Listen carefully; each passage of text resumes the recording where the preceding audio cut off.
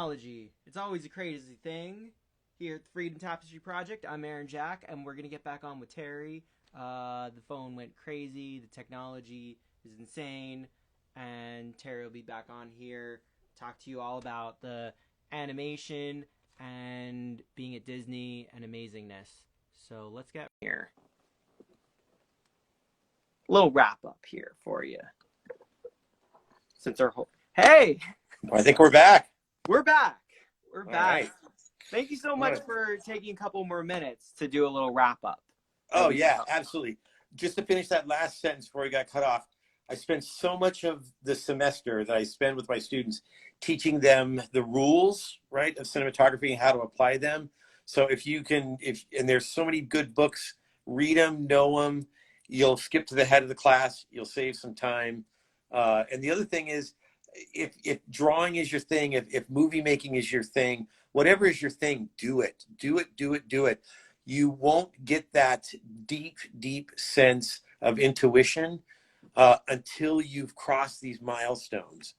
And, just whatever you do, I support you, do it. Amazing. Could you review a couple of the films that you've been on Yeah, in the past, yeah, and what your sure. favorite one Sure. up to now? That's a great question. So let's just pick it up since I've been to Disney, since I've been at Disney. So Dinosaur was the first one, Chicken Little, Meet the Robinsons, Tangled, Wreck-It Ralph, and I know I'm going to forget one, Wreck-It Ralph, Frozen.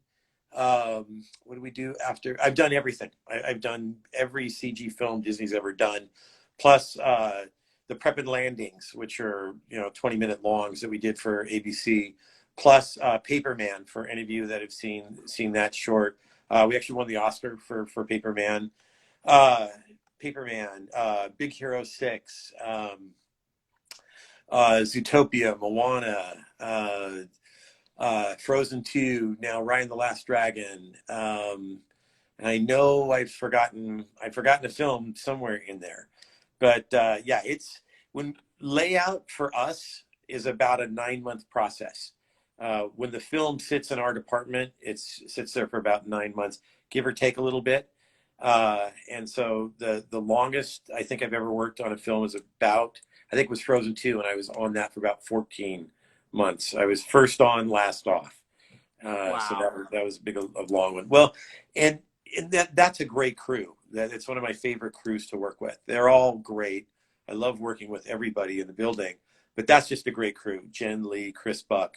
Go ahead, Aaron. Oh yeah. So here's my question: What's your favorite song from all of that, and what's the song that most got on your nerves that you just don't want to hear again? You can have a few. Yeah, no. Well, I did Let It Go, right? I did Let It Go. So that was huge. And I got seriously very, very tired of it. But here's two great stories. I'll try and tell super quick.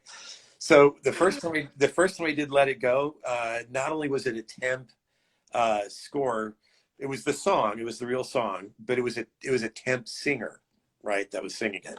And so I did all the shots, all the things that you see in the film, and then came into work one day, and the editor pulled me aside and he said, don't kill me, don't kill me. Well, they finally had Idina Menzel sing it, and she sang it completely different. So all the shots now were the wrong length.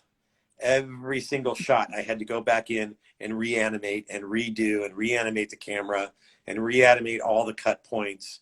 I had to didn't have to wholly redo the sequence, but I had to mostly redo the sequence.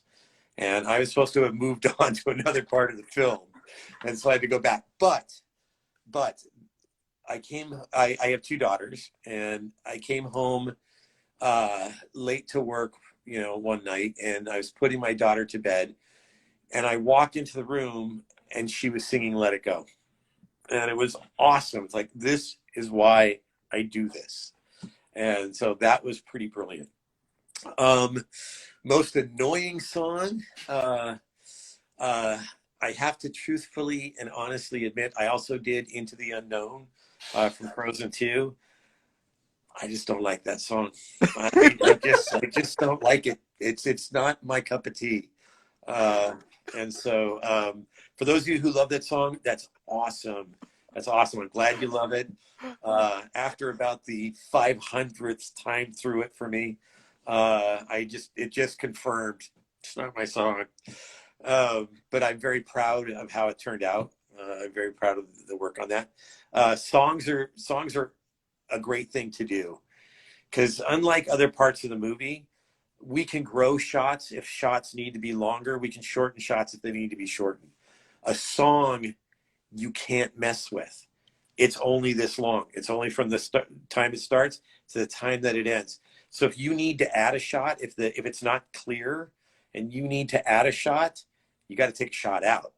And so they're fun that way. They're puzzles, trying to get the most story out of your box that you have to work in. A non-musical thing, you could just keep kind of working it until it's right. And whether that sequence then grows longer or it gets shorter, you have that opportunity. But a song goes from here to here, and that's all you get. So they're fun. They're fun to do. Wow. Do you ever try to make the song a little bit like ask like, can we make the song a little bit longer or something? I've tried. For those of you that remember, in the original Frozen, we built her castle. Right, you see this one big sweeping shot. That's what those other images that I sent you are Oh yeah, about. we And it's can show fine. them It's now. fine. Okay. We can talk. We can talk. So every once in a great while, it happens that you get to do your thing. You know, me as a layout artist, I get to do my thing. The building of that castle, that ice castle, in the boards was done as a bunch of quick shots. It just didn't work. We couldn't build it and see it being built in the amount of time in the middle of that song. It was a very short window, and she had to build this big castle. And so my first thing is I went back and I asked, well, is there any way we can just replay a refrain or something to just extend this out to make this work? And the directors were like, no, we really can't. Well, plus, you're working with, Bobby and Kristen Lopez, two just like giants in the Broadway world. You're working with their song, you can't just go in and, hey, can I have some more? And so what I did is I said, okay, I'll figure it out. And I went back to my desk and I was sitting with the guy who did all the effects for that. And this is to your question earlier, Aaron, about breaking down those walls. I pulled him in and I said, okay, we got to figure out another way to, to tackle this, to approach it. But I had the directors okay to like, well, go off and do something. Show us what you got. Go make something. Go make this part of the movie. And so I said, okay, well, let's go through how you think it's going to build. How is this going to work? And it just suddenly came to both of us. It's like, oh my gosh, it's not about Elsa. It's about the things that happen, the magic that she creates. And so it's okay not to be with her. And so that ended up being this thing. And so I got to thinking about this big shot where we kind of go in, see her, but then we follow the magic and we don't realize that the camera is moving towards the ceiling of this like cathedral. And then as that central spire grows down, we tilt down with it and then finish our rise up. And suddenly we're 50 feet off the ground in this cathedral. And so, and we talked it over. We said, oh my gosh, this could work. This could work. So I actually took out the shots before and added that action added her creating it into the action at the beginning. And so it took me about a day and the two of us working together to mock this in. But it was one of those moments where like, oh my gosh, this is going to be the shot from the film that everybody remembers. And so, and that's exactly what it was. And, Ian, that's the effects guy. We got to walk away and say, that's ours. And in Frozen 2, we've got some images for that too. It was in the trailer. That section of the film that I had done became also the trailer for the film. where she blasts through the wave, runs up the wave, it kind of falls apart on her, crashes down. That is also mine. That is also something that I created for the film. They had this other idea that it just was wrong. I don't say wrong. It just didn't work. It didn't work. It was clunky and it was awkward and it made no continuity sense to anything that was going on. And so I went back and it was the same thing. The directors and this is as a filmmaker, these are the moments that you live for. When the director says, "Just go take that part of the film, make it." And so I came up with the idea of her blasting through the wave, but then having it, the wave struggles and sort of breaks it apart, and she ultimately fails.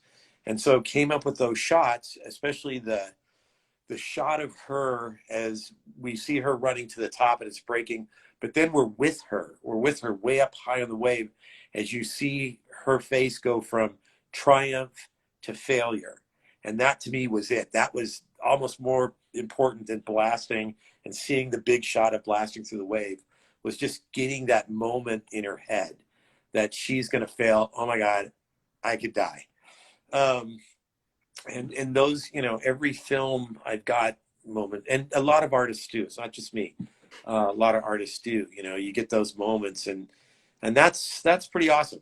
That's pretty awesome. And one last thing about layout is one of the reasons I like this job is because you'd be surprised at how little the directors are involved when you're making the film. We have this initial meeting where we talk through everything. We talk through the shots. We talk through what's important. We talk through what's important for the characters, the emotion, the emotional sort of subtext that's going on, because it's important for us, like I said, not just to also very clearly show you what's happening, but to create a sense of emotion about everything. And then you're on your own. I go off. I go off with 30, 40, 50, 60, 70 shots in the film, and I go make it. I go make it by myself. And then I show at a rough state when I've got all the shots roughed in, then I show it to the directors. The cameras are pretty final. The timing is pretty final, but it's not as polished as it's going to get. And so we have this rough phase, which is a great phase to have, because if you're not right, you want a chance to be able to fix it. So then we look at it, and the director will say, "Yeah, I love it, hate it, or hey, I like this idea, but maybe we could do this." And that's, and then that meeting's about an hour to an hour and a half long, and then you don't see the directors again until you get into editorial, right? So then I go back and I remake the movie again and make the movie that I think that they want to see, but I'm choosing the staging, the blocking, the cuts, the pacing, all of that. And then I give that to the editor. The editor puts it together and says, "Okay, yeah, I see what you're doing here. Maybe give me a little bit longer on this shot, a little bit shorter on this shot, or change the timing of this." Uh, and then we show it to the directors, and there's a little bit of back and forth, after that happens, and then you're done. But that's one of the highlights of my day. Is, like I said, for weeks on end, it's my film.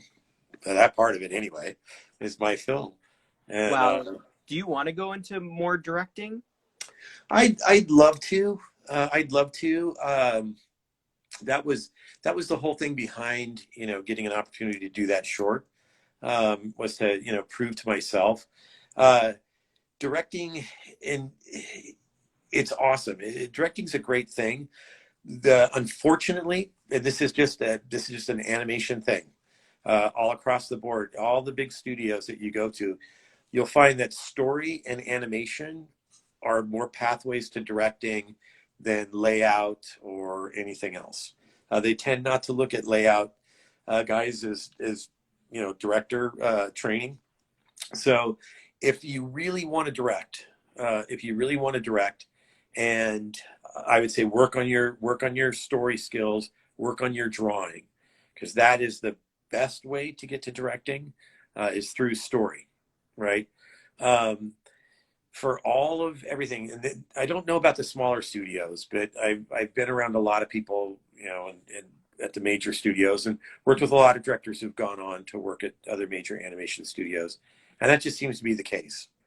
And so, as much as I would like to, it's probably never going to happen at Disney outside of, you know, doing some shorts, which are great. Don't get me wrong. I love shorts. I'm a shorts fanatic. I love watching shorts. I love going to festivals about shorts. I love the art form. It's just an incredible art form.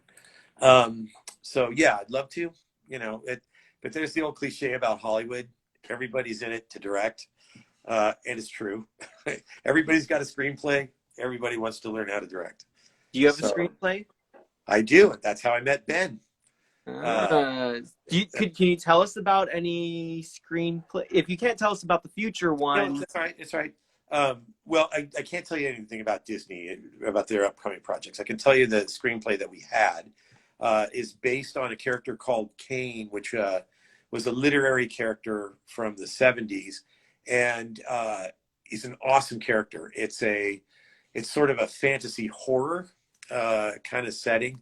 It's about this character who, in that world, it's spelled Kane, but you'd know him better as Cain, right? As Cain from Cain and Abel. And he's cursed to this immortality, the same way that Cain from the Bible is.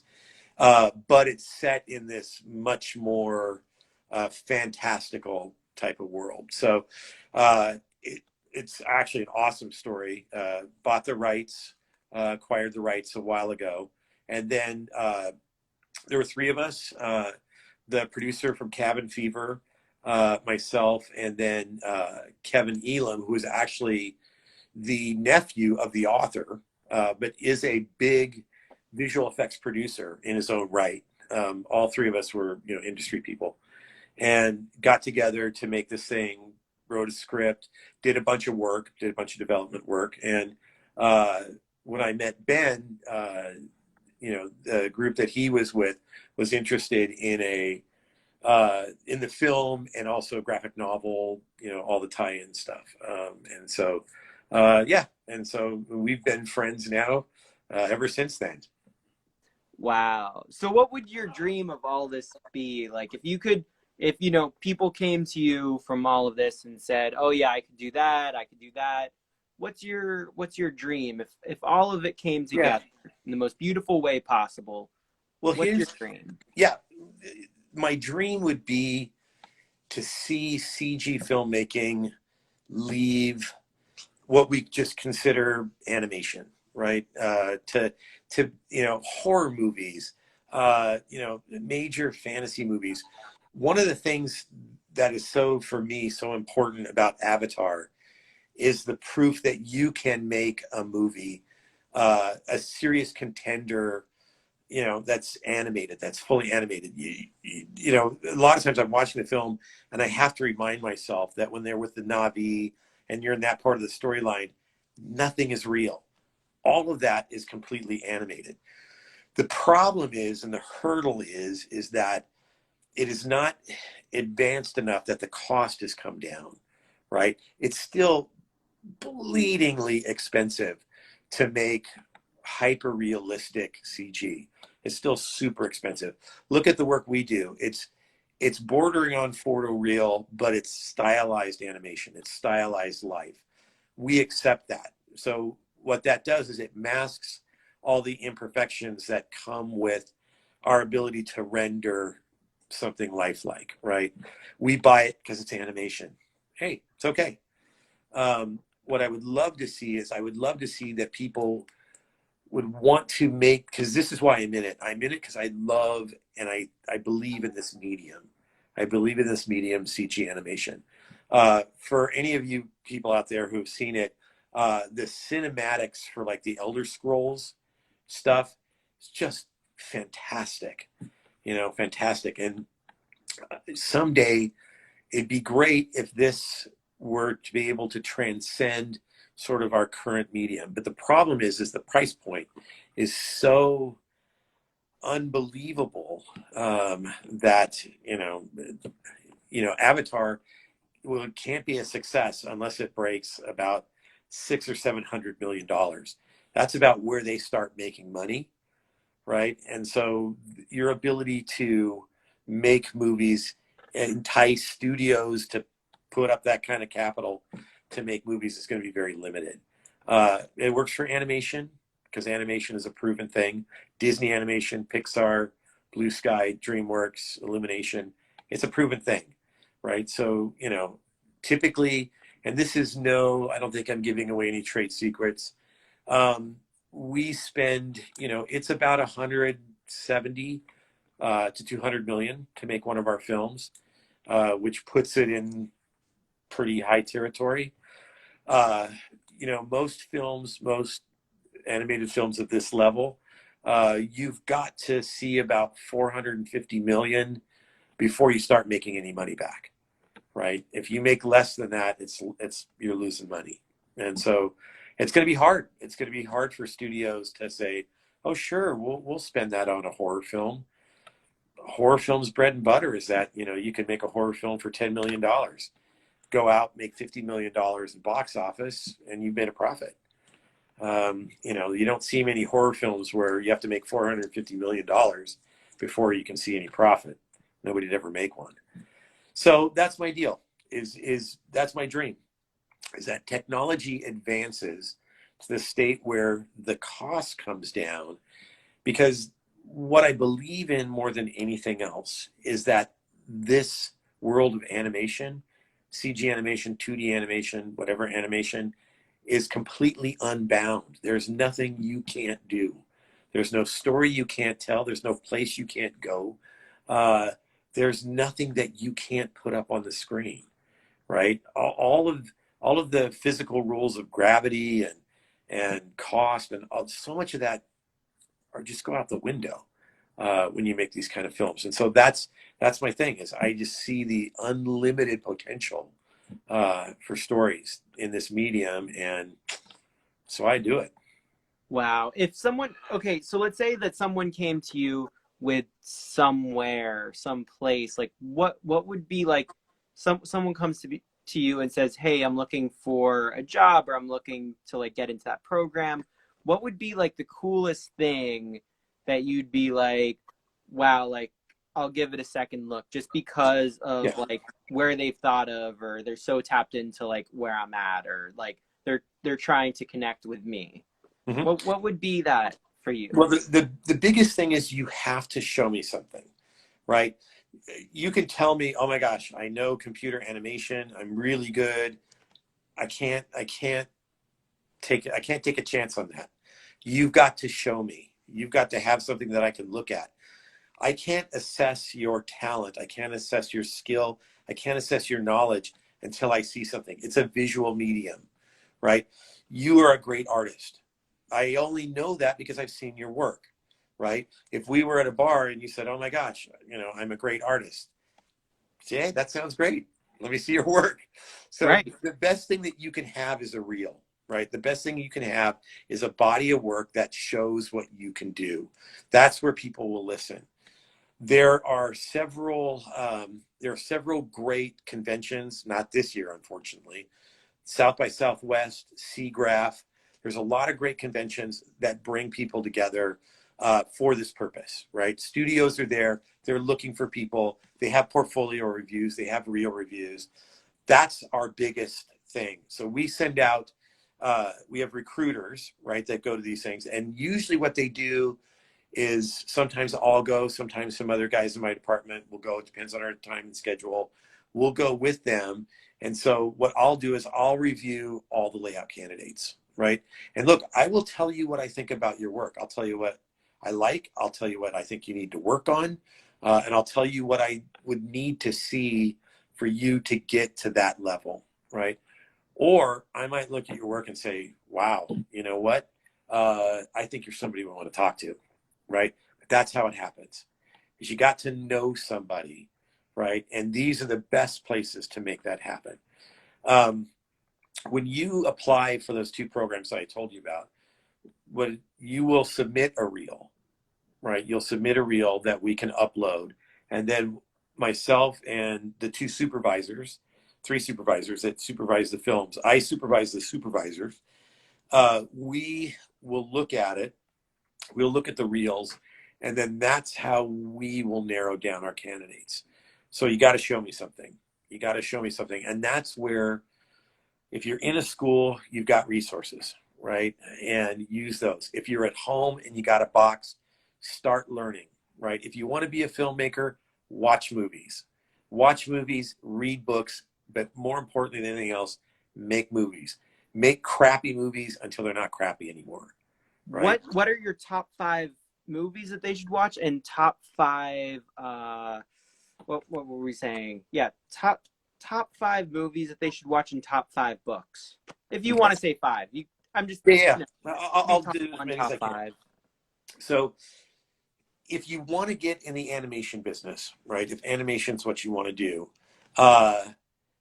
pretty much any Pixar film, except for the Cars movies and Good Dinosaur, any of the Pixar films are great for learning layout, right? My ultimate favorite would be watch the first 10 minutes of WALL-E, right? There is so much storytelling that happens without any dialogue, right? Watch the first 5 minutes of WALL-E. It's spectacular. It's a feast of filmmaking. Were you on WALL-E? No, that's Pixar. Okay. I was just That's Pixar. I know. Yeah. Do you know people who worked on it? Oh yeah. So Jeremy Lasky was the cinematographer of layout on WALL-E. Know him very well. He and I, because he was sort of their head, and I was sort of our head. And when Disney acquired Pixar, one of the cool things is they brought a lot of us together, right? And it was great because we were all brought together under this notion of it's okay, and we encourage you to talk about filmmaking, but you can't talk about technology, right? We wanted to keep these two studios separate, have their own separate workflows, have their own separate identity, but you can talk about filmmaking. And it is absolutely hands down, I think, some of the best CG filmmaking around. Kung Fu Panda, I'd probably go with 1/2. Kung Fu Panda is incredible, absolutely incredible. Not riffing on that, but totally in all seriousness, either Incredibles 1 or Incredibles 2. If I had to just, if they said, okay, you can only watch one animated film for the rest of your life, I'd probably go with Incredibles. It is probably, I think, because WALL-E's awesome for the first half. Second half of the movie, not so much. I love the honest opinion on this. Like, dissect it, do it. Say it's the way it is. What we do. But Incredibles is just cinematically fantastic from beginning to end. And so if you're looking for a movie to go to school on, first half of WALL-E, all of Incredibles or Incredibles 2.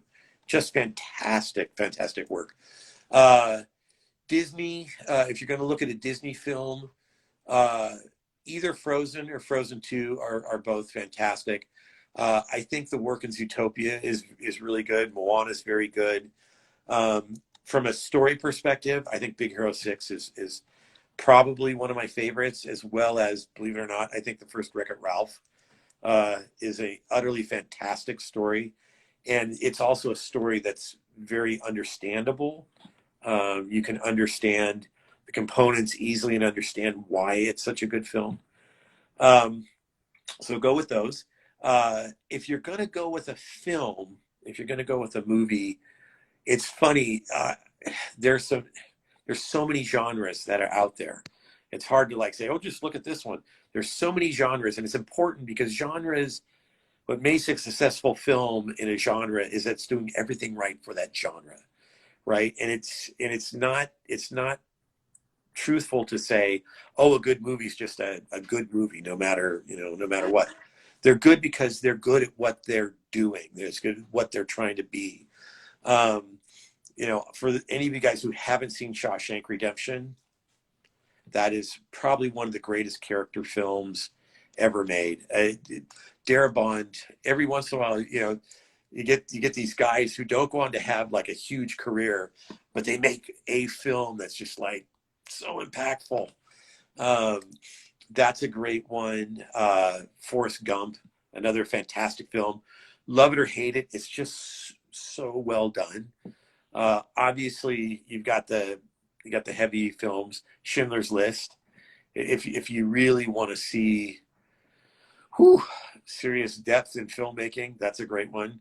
If you're looking for fun, just out and out fun, Knives Out was fantastic.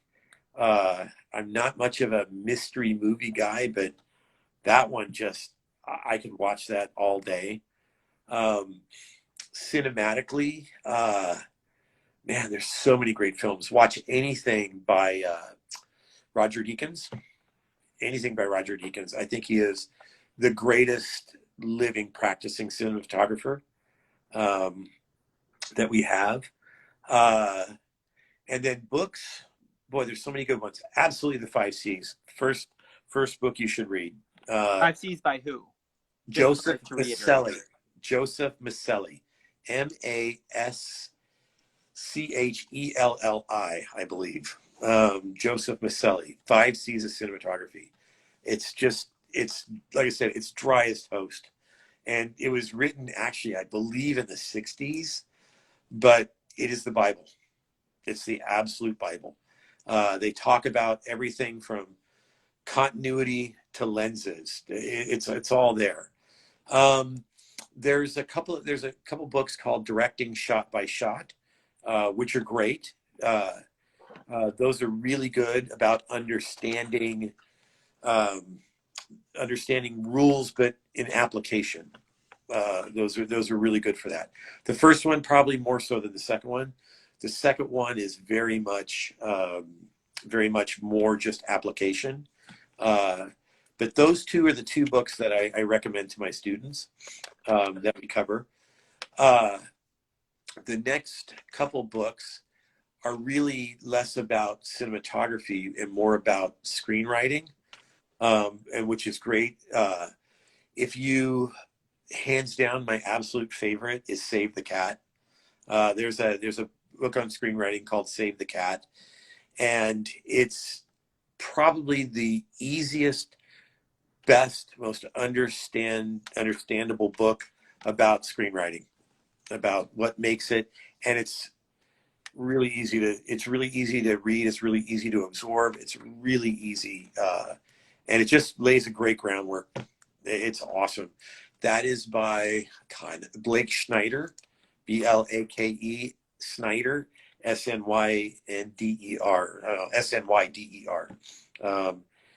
Fantastic book.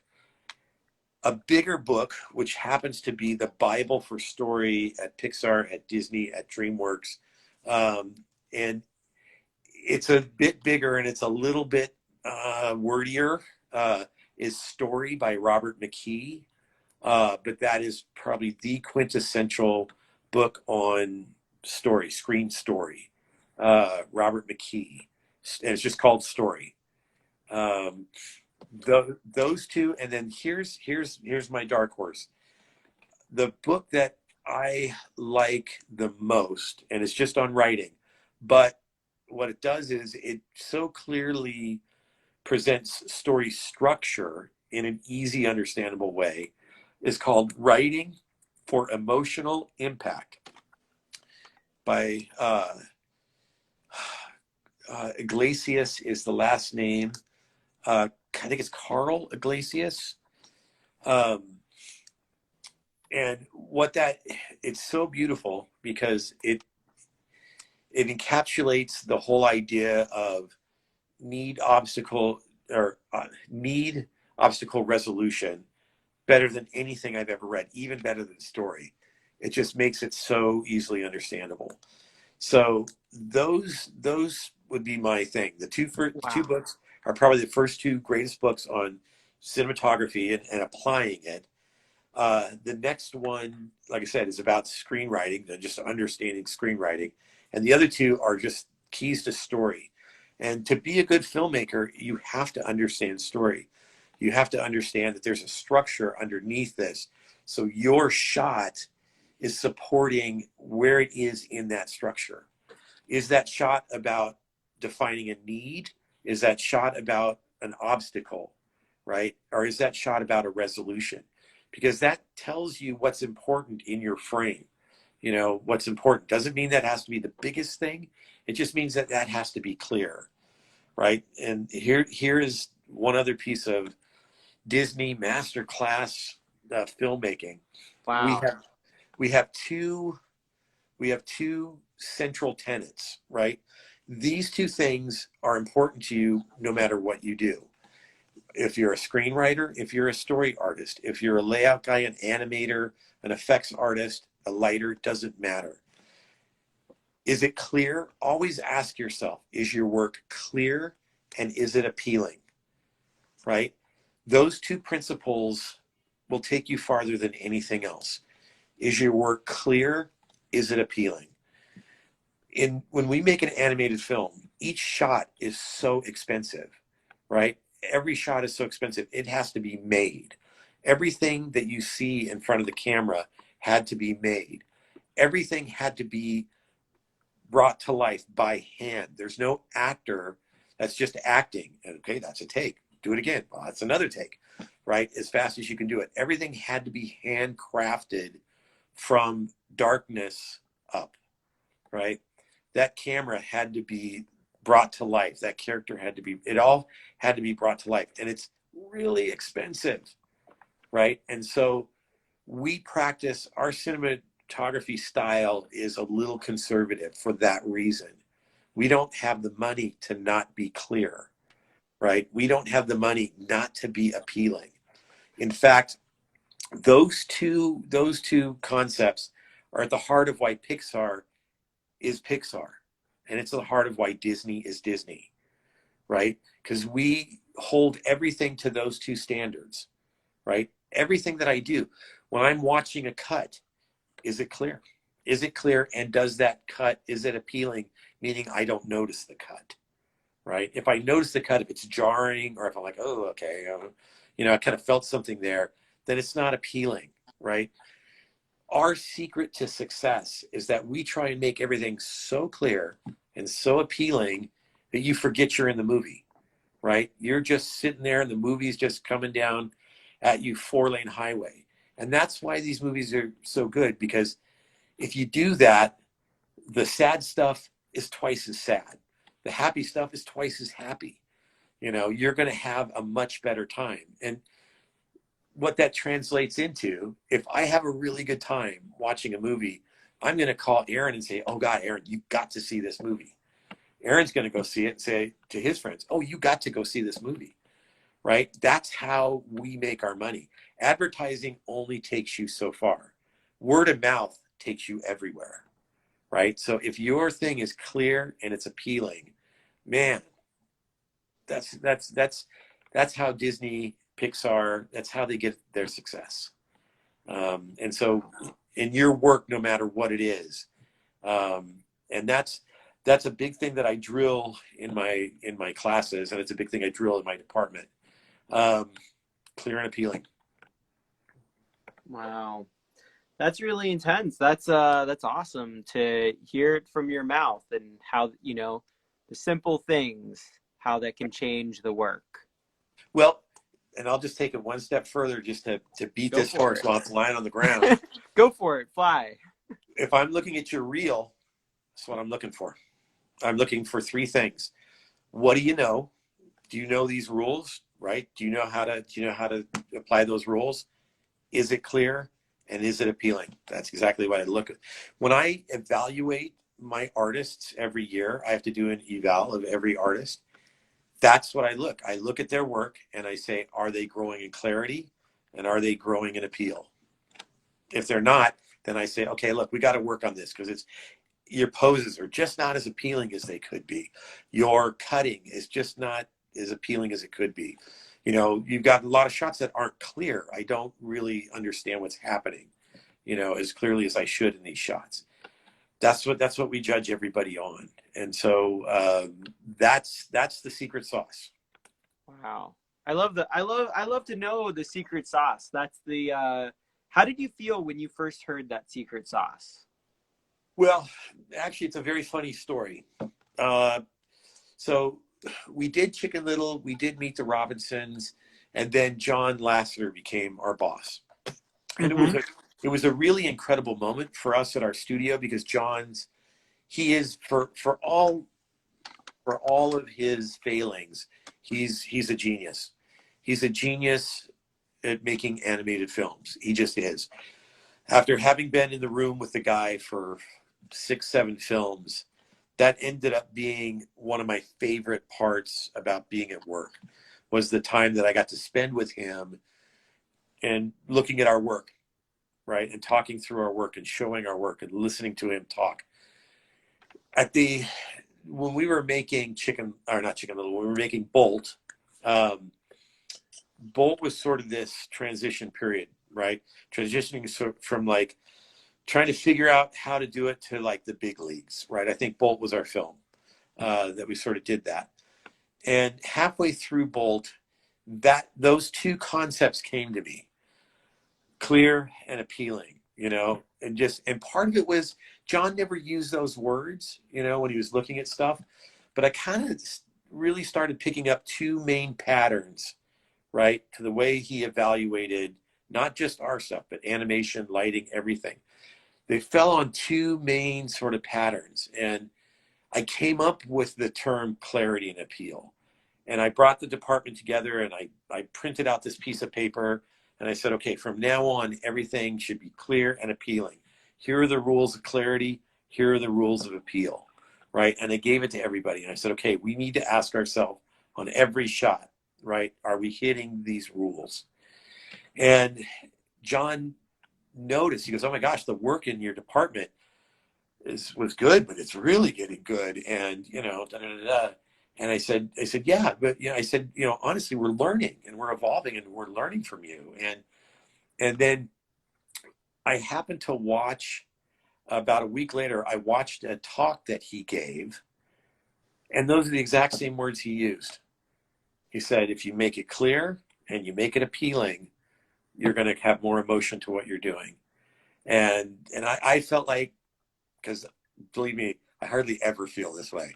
I felt like the smartest man on the planet, that I had sort of cracked a code. And what it was is that thing that I was talking about. I just gained a level in intuition.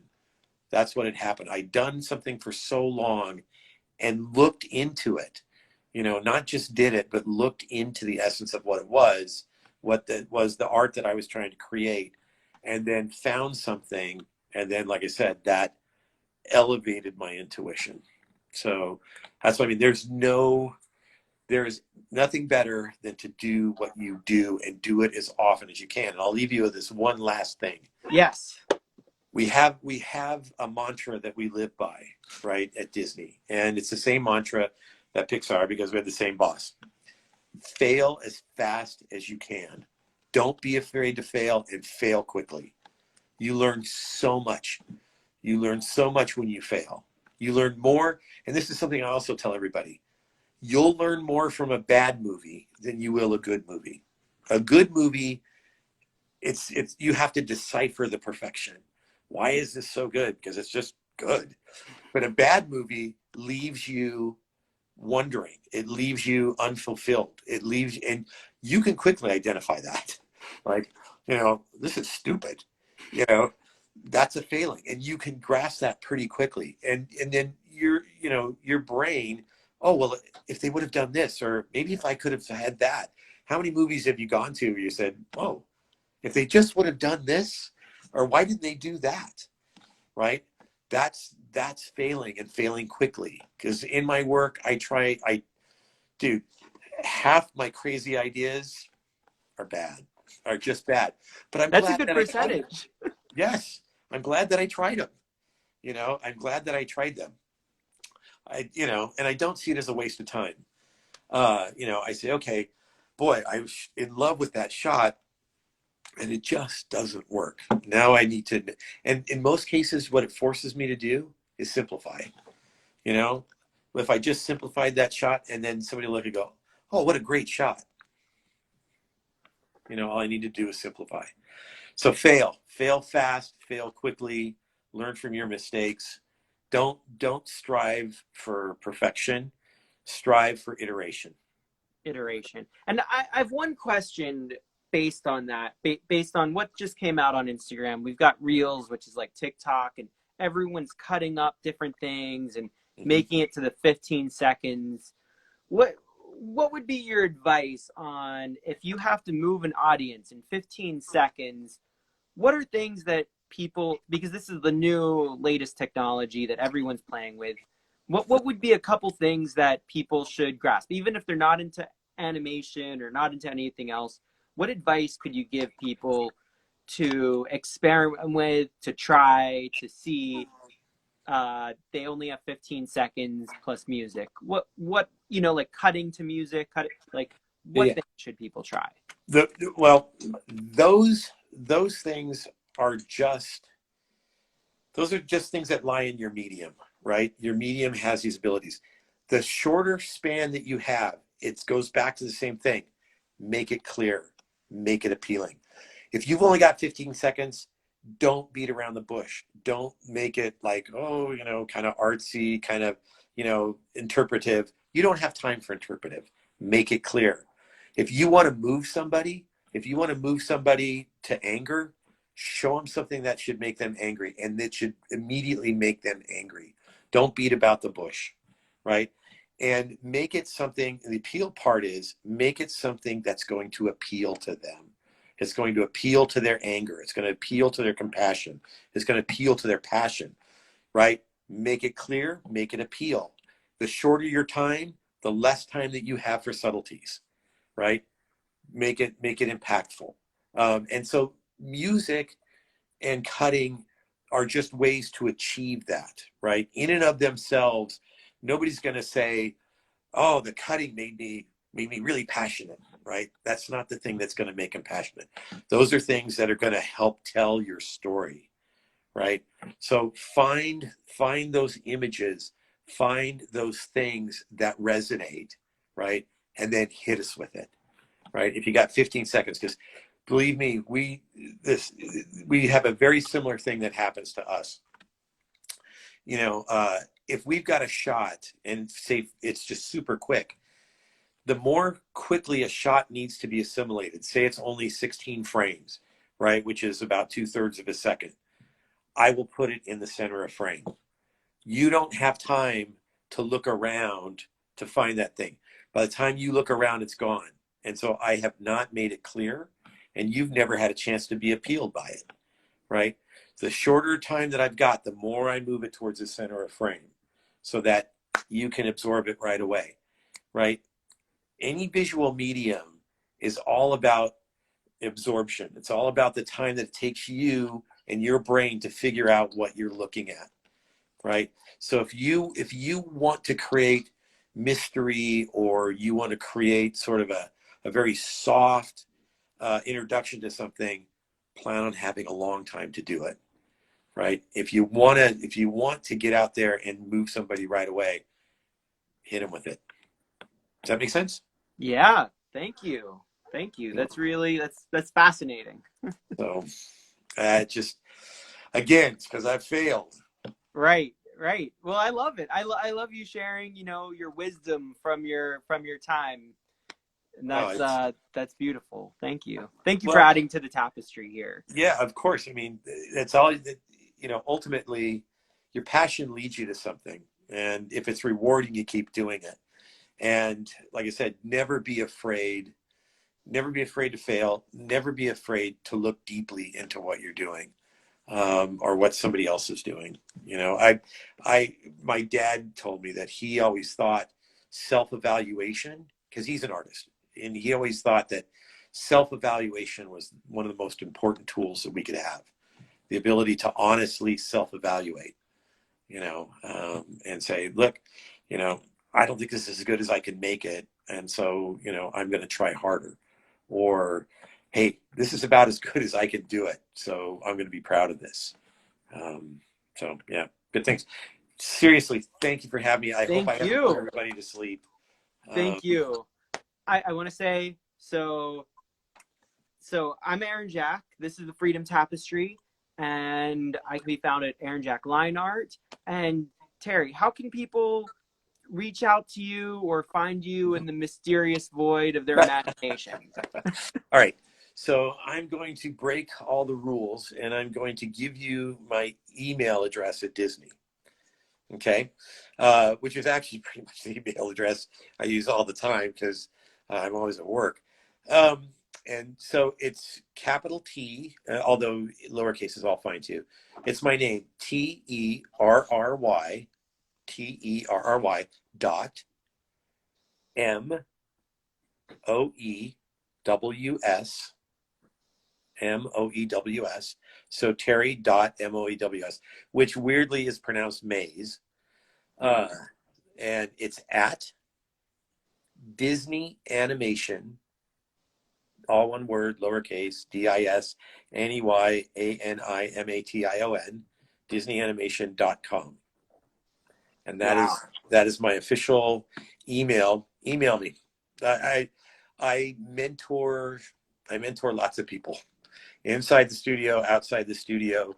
I love this medium. I've been very fortunate to get in when I got in, and fortunate to be able to have done it for so long and to have learned and contributed and created a body of work.